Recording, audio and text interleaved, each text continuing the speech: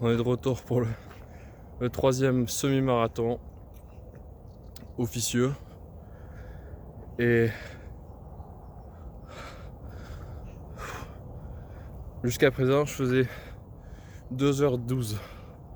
2h12 deux fois d'affilée. Même la deuxième fois, je sais pas si t'as pas vu la vidéo, j'ai fait de 1 seconde par kilomètre pire. Donc j'ai fait quelques secondes de pire en tout. Et là, cette fois-ci, avant de partir, j'ai bien visualisé. J'ai visualisé 1h59. Mon objectif, c'était de faire moins de 2 heures. Et j'ai visualisé 1h59. Donc je pars.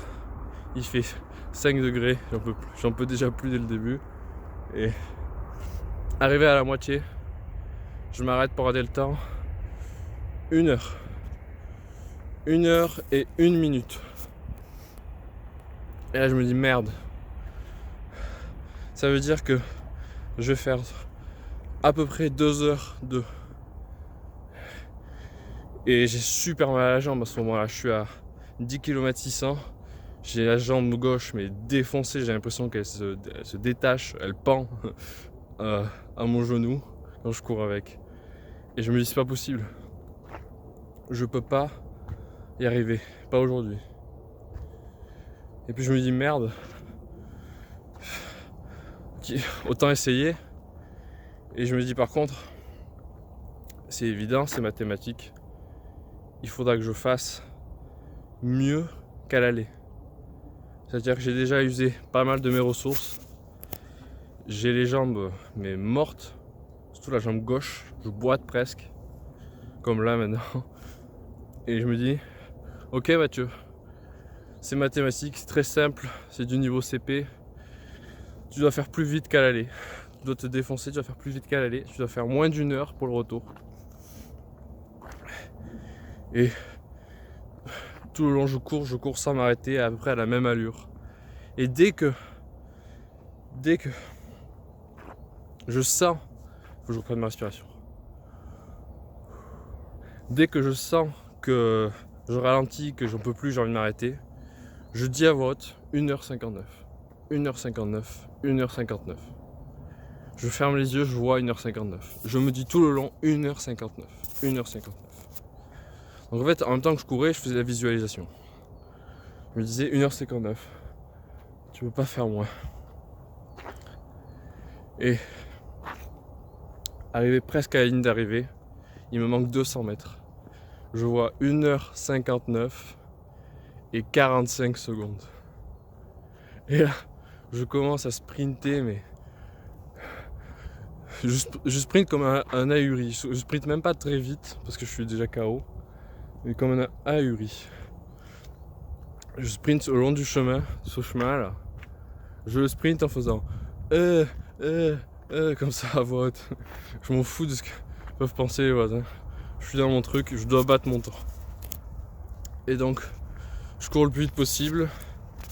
Wow. J'ai plus de doigts non plus. Je cours le plus vite possible. Et je vois le temps, 2 heures. Et j'arrive à 21 km 100. Je m'arrête.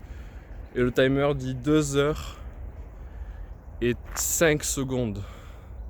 2 heures et 5 secondes. Non, 3 secondes. 3 secondes. 2 heures et 3 secondes. Et là, je m'arrête et je fais non. Je me sens par terre, j'ai envie de pleurer. Parce que là, pour moi, j'ai vraiment tout donné, quoi. Je suis au maximum. Et je me fais à ma course sur Strava, sur l'application Strava. Et je regarde, j'attends que la course se synchronise. Et en fait, je regarde semi-marathon record. 1h59 minutes et 58 secondes. Parce qu'en fait, il y a un décalage satellite entre le temps, le timer, et le suivi de mes pas. Il y a un léger décalage de quelques secondes, 5 secondes du coup, qui fait qu'en fait je l'ai eu. Je l'ai eu. Et donc là, je mettrai mon temps après en fin de vidéo, mais on a une démonstration parfaite de l'importance de la visualisation. C'est pas la visualisation qui m'a fait courir et battre mon record.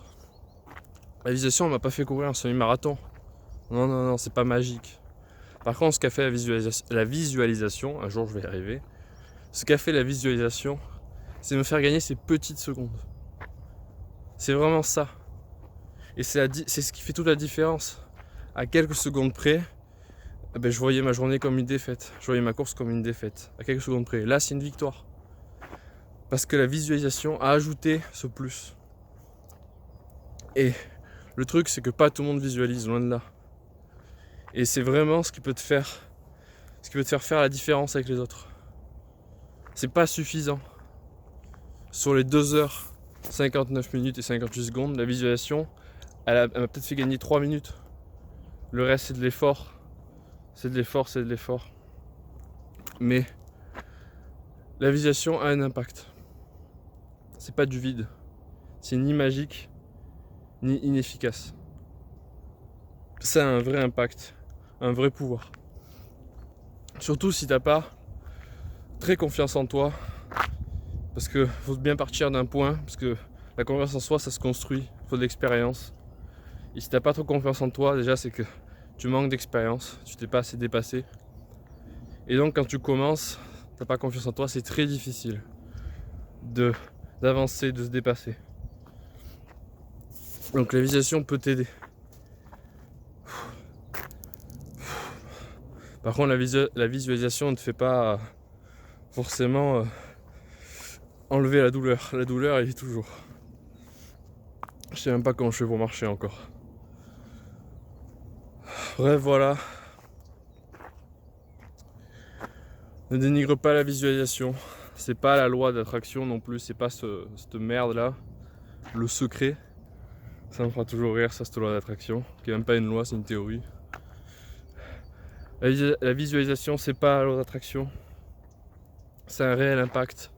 Ça marche. Rien que là avec cette course, mais la course c'est rien. Imagine sur le long terme régulièrement visualiser pour des objectifs plus grands. En fait c'est ça, moi je vois la visualisation comme ce qui remplace la chance. Je suis pas quelqu'un, on va dire, qui a eu beaucoup de chance. Pas quelqu'un de chanceux. Dans un jeu de hasard, j'ai toujours les pires probabilités. Mais la visualisation, ça compense, on va dire, si t'es malchanceux. Même si en vérité la malchance, question de probabilité, mais ça peut compenser la confiance en toi et cette croyance en ta malchance. Donc voilà. Les voisins me ratent bizarrement, donc je vais y aller moi. Allez, ciao.